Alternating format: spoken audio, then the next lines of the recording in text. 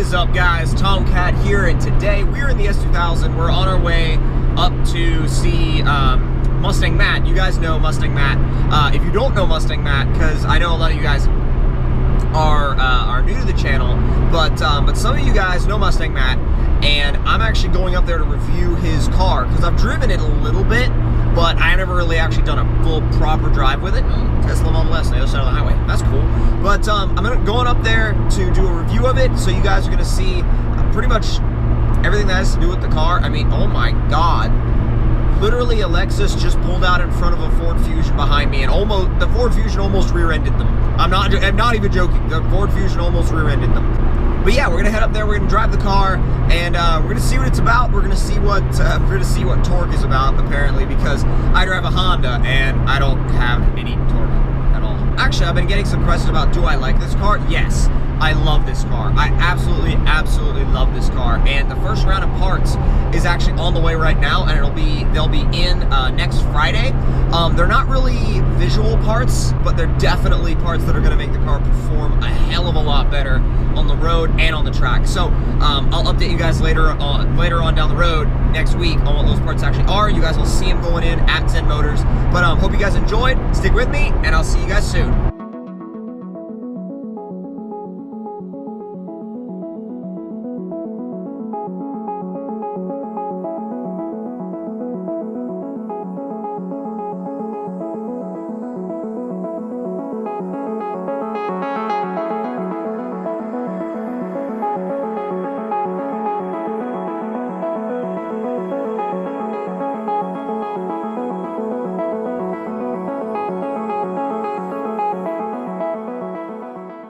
So today, like I said before, we're out here with Mustang Matt's car, and we're going to be doing a full review of it. You guys are going to see a little bit of it. We're going to do some walk around of the car, a little bit of like the detail shots and stuff like that.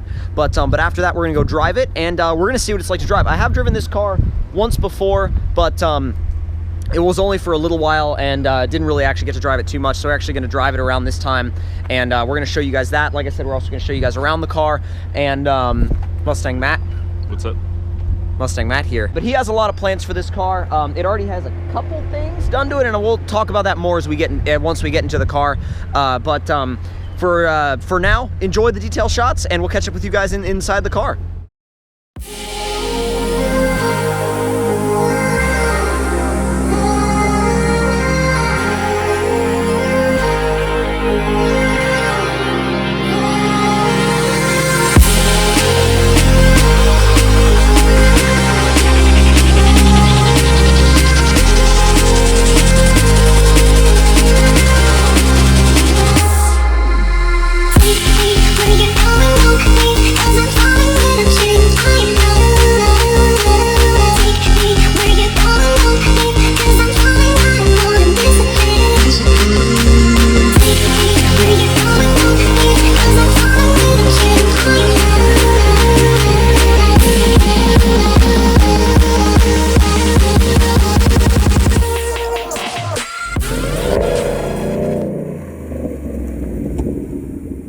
So V8 stuff,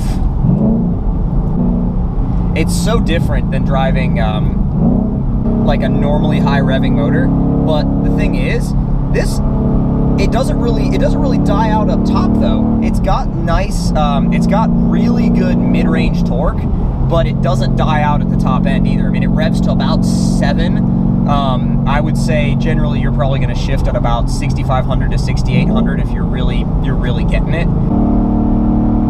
The car feels pretty good too. Like it's definitely not like older Mustangs where it was all over the place and just felt really kind of wallowy. I mean, the other cool thing about this car is that it has Brembos, and they do this. Yeah, they do that. And they work for it very well.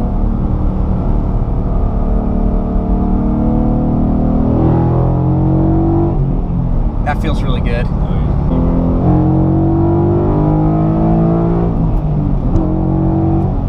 I don't know what that was. I'm not going to say what that was. A little opportunity to try second gear. This will be fun. Ooh, sorry. Need to get used curious to how this car feels when you're shifting it, because I think what happens is you have a soft rev limiter. Yeah. Because I hit your soft rev limiter, I think, because I felt right when I went to shift, I felt the power just freeze. It didn't bang, but it froze. All right, guys, so we're back. The GoPro actually had an error, so I'm not sure if anything got corrupted or not, but hopefully it didn't. And literally what we had to do was we set it in front of the air vent on full blast cold to try to get it to, like, to cool down. Yeah, to try. It needs an intercooler, bro. Yeah, it does, apparently. Apparently, it really does need an intercooler. God. How do you drive around and not get on it everywhere? It just sounds so good. Or do you get on it pretty much everywhere? Biggest thing that I want to illustrate with this car is the way it handles versus the way people think Mustangs handle. A little pull, third. There we go. Definitely getting used to the feel of it a little bit more. Yeah, it's the shift timing once you get it down. It's a little odd at first, but it's pretty easy to get used to. Yeah, I think it's like once you get used to it, it's just a matter of timing your shifts to where it likes it. Yeah. And I don't think, I mean, as long as you can get that shift timing right, it feels really good, really good, really positive. The blip, when you blip to downshift, coming into a corner, feels really, really nice. And then the nice torque you get on the way out again, it just surges you forward and feels awesome. My S2000 is a knife. This is like this is a sledgehammer. Well, no, this is an axe. This is more like a medium-sized sledgehammer. A Hellcat would be a full-size sledgehammer, I think. Because a Hellcat is a curve? No, a straight line. Yeah, no, and I haven't driven one of those yet, but I really want to, just to see. Just to see what all the hype is about. I don't really want one. Because again, a lot of people on my channel are like, "Oh, get a Hellcat! You got to get a Hellcat." I don't really want a Hellcat, to be honest. I would much rather. There's a lot of things that I would rather have instead. I would much rather take something like a CTSV. Well, not even. Like, I would much rather take something as a base, like a S2000 or a Lotus Elise or something like that, and do a full across-the-board build and have something gnarly nasty. Something that's a little bit closer to the same class as a Hellcat. Oh, closer to the same class as a Hellcat? CTSV. Closer to the same class as a Hellcat, I would buy a CTSV. Yeah. No joke. Yeah. This is a good spot. I'm gonna ease on first, like half.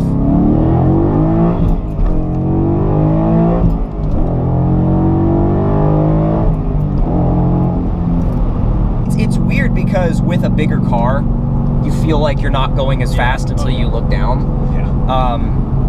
Whereas with something small, see, that's the thing is with something small I pass people occasionally and I look down, I'm like, oh. Yeah. Well, with something small, you look down and you're like, not really you look down, but you feel the way it feels in a car that's small, lightweight, and especially something that you have to rev its nuts off to get something out of it. Is like, don't get me wrong, I enjoy doing that. It's just a car that, see, something like this, since you have so much torque, you don't really have to technically work all that hard to get the power. And so it's pretty effortless to get up to speed. I think peak torque is around 35 or 38. Oh, really? I was gonna say maybe about 4,000. It's a little bit late, but like I said, Coyotes are not the most torquey thing. I mean, it basically has a Boss suspension, which feels great. I'm not gonna lie, it really does. The Boss, the only thing I don't have that the Boss has is like upgraded sway bars. Which, to be honest, all you would really need is. Which I don't even really want to upgrade the sway bars. I would say, I mean, if you really wanted to do a stiffer rear sway bar, because that would cancel out some understeer. Yeah. That would make the car a little bit more neutral, because it is understeer bias. Oh yeah, I mean, all factory cars have some amount of understeer bias, except for certain cars. Well, it has a V8 in the front of it. Yeah, but what I'm saying is, you put a stiffer rear sway bar in the back, and that would make it handle a lot more neutral. Yeah. And the understeer you were talking about earlier, it would dial a lot of that out. Yeah. It really would. And I think a rear sway bar, like handling upgrades that not a lot of people think about, I think just simply doing a rear sway bar upgrade would be a real benefit on this car. And maybe just something to do down the road. Yeah. Not necessarily right now. You don't need it right now. No, I mean, it's great for what I need. Oh yeah, it's awesome. There's a lot of better handling cars like yours, but this is all I need. I mean, yeah, man. Well, the thing is, you like power. Yeah. You like power, and this car has power.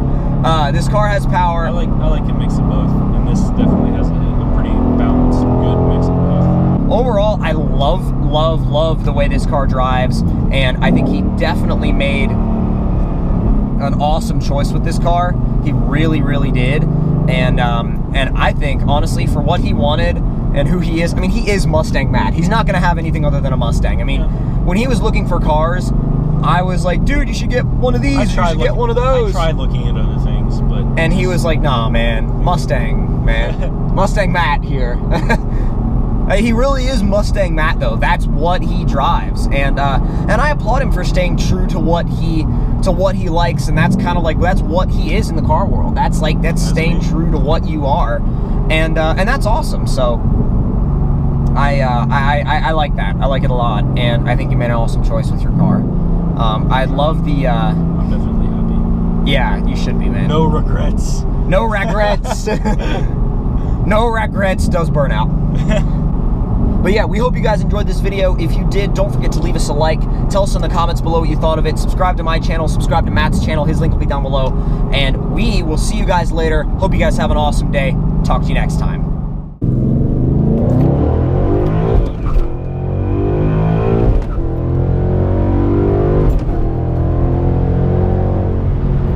Feels really good. And Brembo brakes.